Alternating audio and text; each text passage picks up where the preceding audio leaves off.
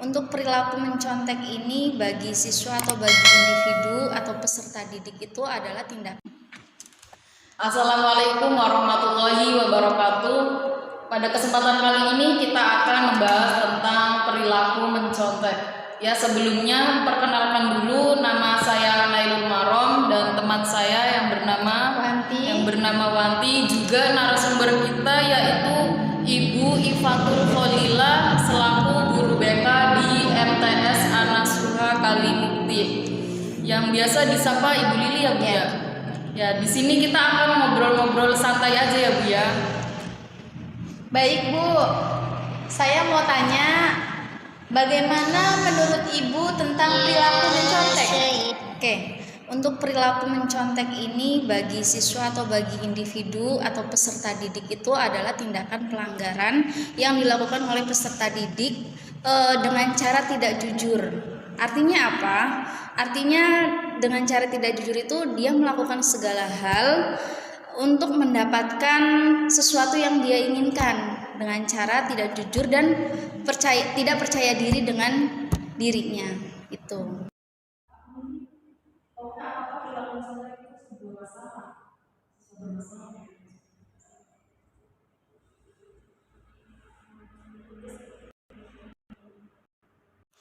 Oke, ya. Jadi siswa yang mencontek itu apakah siswa yang bermasalah? Jelas, karena siswa tersebut atau peserta didik tersebut itu tidak percaya dengan dirinya, dengan hasil yang dimiliki oleh dirinya. Jadi mengakibatkan siswa tersebut itu mencontek atau melakukan contekan gitu. Lalu bagaimana atau apa aspek yang mendukung perilaku mencontek Ibu? Aspek, oke. Mengenai aspek, yang pertama itu pada sikapnya ya. Jadi peserta didik atau siswa yang mencontek itu ada beberapa kesempatan dia untuk mencontek. Misalnya, ketika ada guru mata pelajaran yang dengan dadakan dia mengadakan ulangan atau mengadakan ujian dengan siswa tersebut itu atau peserta didik tersebut itu belum siap, mengakibatkan siswa tersebut itu membuat contekan atau meniru hasil karya orang lain untuk dirinya, untuk hasil dirinya gitu. Kemudian apa sih dampak dari perilaku mencontek? Yaitu susah menyelesaikan masalah. Artinya apa? Tugas dia saja tidak dikerjakan, apalagi maksudnya artinya dia itu tidak mampu menyelesaikan masalahnya. Ya, dengan ujian-ujian semisal ada ujian dadakan atau ujian apa, dia tidak mampu. Makanya dia belum bisa menyelesaikan masalahnya sendiri. Itu malas belajar. Akibat mencontek itu atau mencontek, perilaku mencontek itu mengakibatkan dia malas belajar. Jadi dia kebergantungan pada hasil orang lain, sehingga untuk hasilnya sendiri itu tidak percaya diri dengan hasilnya itu. Kemudian Bu, faktor apa saja yang mengakibatkan siswa itu suka mencontek? Dari aspek itu ada terkaitannya dari faktornya. Apa kira-kira faktornya itu Bu tadi? Adapun faktornya ya, yang pertama itu adanya tekanan untuk mendapatkan nilai yang tinggi. Jadi bagaimanapun caranya biar dapat nilai tinggi yang instan tanpa dia harus berusaha belajar gitu. Yang pertama.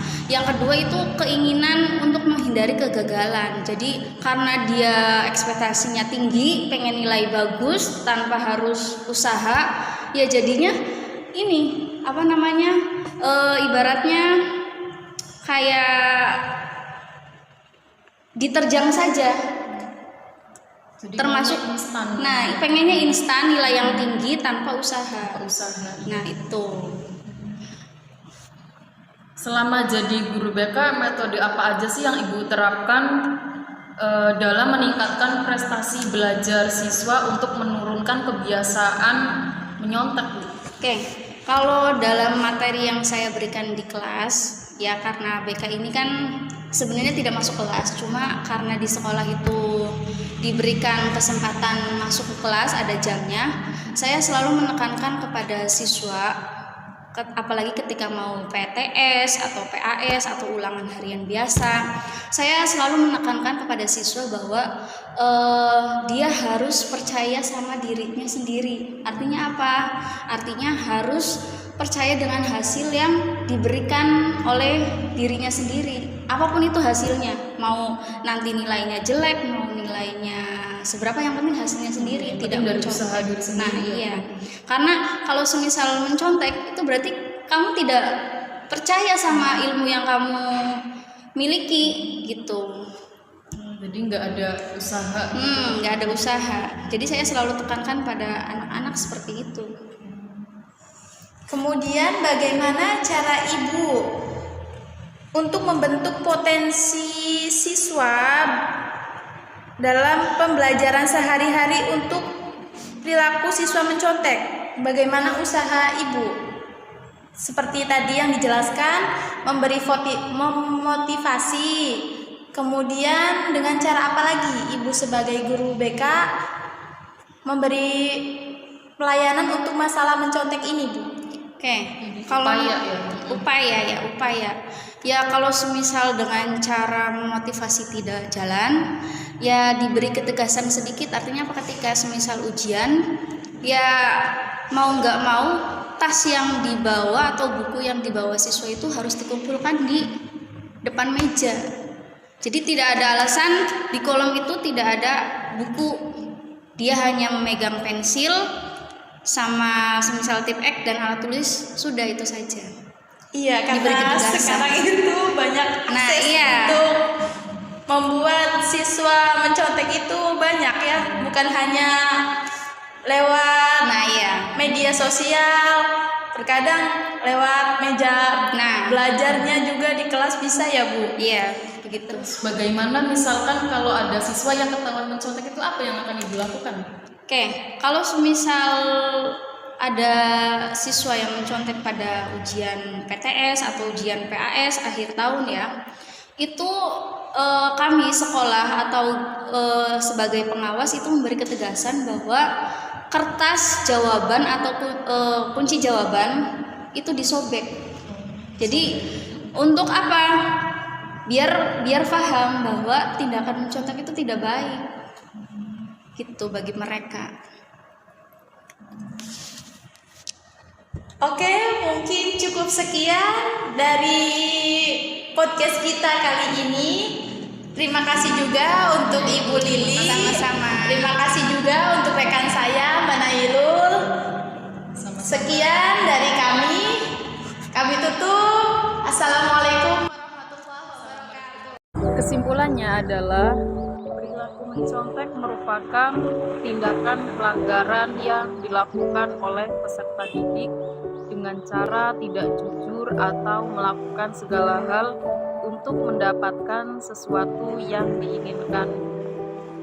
Dampak dari perilaku mencontek sendiri diantaranya kesulitan atau tidak mampu untuk menyelesaikan masalahnya sendiri. Kemudian juga menjadi malas belajar sebab ketergantungannya dalam mencontek. Dan yang terakhir, upaya guru BK dalam mengatasi perilaku siswa mencontek diantaranya memberikan semangat dan motivasi belajar pada siswa, memberikan rasa percaya diri pada siswa, mengubah mindset untuk tidak hanya fokus pada hasil, tetapi pada usaha yang dilakukannya.